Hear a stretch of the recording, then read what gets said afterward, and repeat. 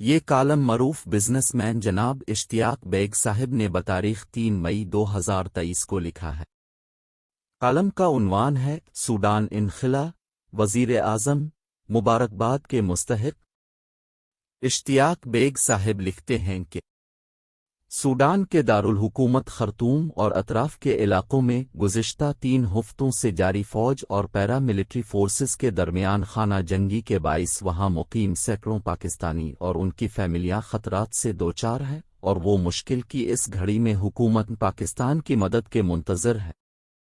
یہ بات خوش آئند ہے کہ وزیر اعظم شہباز شریف کی ذاتی کاوشوں سے اب تک 1000 سے زائد پاکستانیوں کو فیملیوں سمیت بحفاظت وطن واپس لایا جا چکا ہے۔ اس سلسلے میں وزیر اعظم شہباز شریف کی ذاتی دلچسپی اور کاوشوں کا اندازہ اس بات سے لگایا جا سکتا ہے کہ 27 اپریل کو رات گئے مجھے پرائم منسٹر آفس سے یہ احکامات موصول ہوئے کہ سوڈان میں پھنسے پاکستانیوں کو وطن واپس لانے والی پہلی پرواز کراچی ایئرپورٹ پر علی الصبح پہنچ رہی ہے، اور اب بذات خود وہاں جا کر ان پاکستانیوں کو ریسیو کر کے ان کی داد رسی کریں۔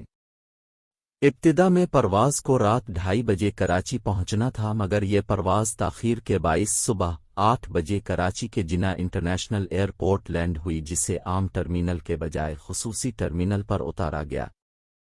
طیارے میں 149 پاکستانی سوار تھے، جس کے لینڈ ہونے کے بعد جب دروازہ کھولا گیا اور پاکستانی اپنی فیملیوں سمیت پرواز سے اترنا شروع ہوئے تو ان کی حالت دیکھ کر بہت افسوس ہوا۔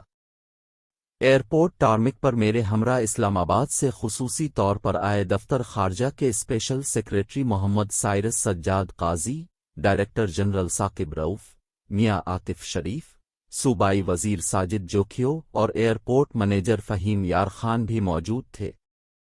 سوڈان سے انخلا کیے گئے پاکستانیوں کو ریسیو کرتے ہوئے میں نے انہیں بحفاظت وطن واپسی پر مبارکباد دی اور انہیں گلدستہ پیش کرتے ہوئے کہا کہ ان کی وطن واپسی وزیر اعظم کی ذاتی کاوشوں سے ممکن ہوئی، اور میں وزیر اعظم کی خصوصی ہدایت پر انہیں ریسیو کرنے آیا ہوں۔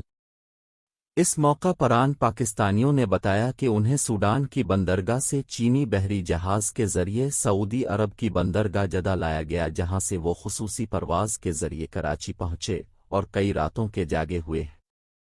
ان پاکستانیوں میں بیشتر پاکستانی تعلیم یافتہ اور سوڈان کی مختلف کمپنیوں اور اسکولوں میں تدریس کے شعبے سے وابستہ تھے، جنہیں خانہ جنگی کے باعث اپنی ملازمتوں سے محروم ہونا پڑا، جبکہ کچھ پاکستانیوں نے وہاں سوڈانی خواتین سے شادی کر رکھی تھی جو بچوں سمیت ان کے ہمراہ تھی۔ اس موقع پر سوڈان سے آنے والے پاکستانیوں نے مشکلات سے نکالنے اور وطن واپسی کے لیے اقدامات کرنے پر وزیر اعظم شہباز شریف کو خراج تحسین پیش کیا۔ مجھے بتایا گیا کہ آج شام پاکستان ایئر فورس کا C-130 ہرکولیس طیارہ جدہ سے مزید 110 پاکستانیوں کو لے کر کراچی پہنچے گا، اور یومیہ 2 پروازوں کے ذریعے سوڈان سے پاکستانیوں کو وطن واپس لایا جائے گا۔ سوڈان میں 2 جرنیلوں آرمی چیف عبدالفتاح البرہان اور پیرا ملٹری ریپڈ سپورٹ فورسز کے سربراہ جنرل محمد حمدان ویگلو کے درمیان جاری جنگ کی وجہ سے اب تک 600 سے زائد افراد جاں بحق اور ہزاروں زخمی ہو چکے ہیں۔ یہ لڑائی اس وقت شروع ہوئی جب کو فوج میں شامل کرنے پر دونوں جرنیلوں کے درمیان اختلافات شروع ہوئے۔ واضح رہے کہ سوڈان کے روایتی طور پر مضبوط ادارے اور جمہوری حکومت کے خلاف بغاوتوں کی تاریخ رکھنے والی سوڈانی فوج کو صدر عمر البشیر نے قومی مفادات کے تابع لانے کی خاطر یونٹی آف کمانڈ سے نکال کر 2 حصوں میں تقسیم کر دیا تھا، جسے سوڈان کی فوجی قیادت نے اپنی حکمرانی کی راہ میں بڑی رکاوٹ سمجھ کر ابتدا سے ہی دل سے تسلیم نہیں کیا۔ حصول اقتدار کی جنگ میں سوڈان کی فوج اور کے جرنیل ایک دوسرے پر حملوں میں پہل کرنے کا الزام لگا رہے ہیں، تاہم ایسی اطلاعات ہیں کہ نے اپنے فوجی دستوں کو موبلائز کر کے جنگ کی ابتدا کی، اور ان کے اس اقدام سے سوڈانی فوج لاعلم رہی اور اس طرح چند گھنٹوں میں ایئرپورٹ، صدارتی محل، فوجی ہیڈ کوارٹرز اور دیگر اہم تنصیبات کا محاصرہ کرنے میں کامیاب رہی۔ تاہم بعد ازاں سوڈانی فوج نے فضائیہ کو متحرک کر کے کی پیش قدمی روک دی، لیکن عالمی طاقتوں کی جنگ بندی کی کوششوں کے باوجود دونوں فریقین میں جنگ جاری ہے۔